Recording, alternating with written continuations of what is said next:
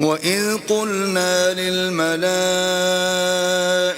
اسْجُدُوا لِآدَمَ فَسَجَدُوا إِلَّا إِبْلِيسَ قَالَ أَأَسْجُدُ لِمَنْ خَلَقْتَ طِينًا.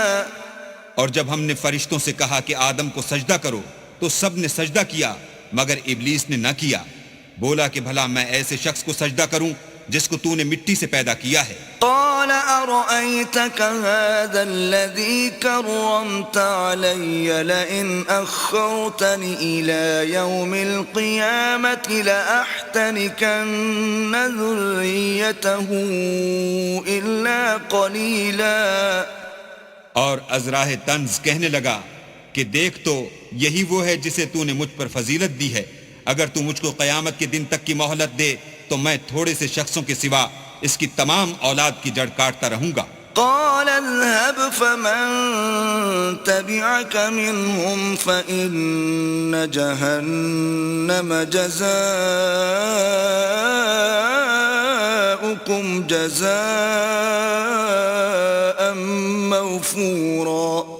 اللہ نے فرمایا یہاں سے چلا جا، جو شخص ان میں سے تیری پیروی کرے گا تو تم سب کی جزا جہنم ہے اور وہ پوری سزا ہے۔ واستفزز من استطعت منهم بصوتك وأجلب عليهم بخيلك ورجلك وشاركهم في الأموال والأولاد وعدهم وما يعدهم الشيطان إلا غرورا۔ اور ان میں سے جس کو بہکا سکے اپنی آواز سے بہکاتا رہے، اور ان پر اپنے سواروں اور پیادوں کو چڑھا کر لاتا رہے، اور ان کے مال اور اولاد میں شریک ہوتا رہے، اور ان سے وعدے کرتا رہے، اور شیطان جو وعدے ان سے کرتا ہے سب دھوکہ ہے۔ ان عبادی لیس لک علیہم سلطان وکفی بربک وکیلا۔ جو میرے مخلص بندے ہیں ان پر تیرا کچھ زور نہیں، اور اے پیغمبر تمہارا پروردگار کارساز کافی ہے۔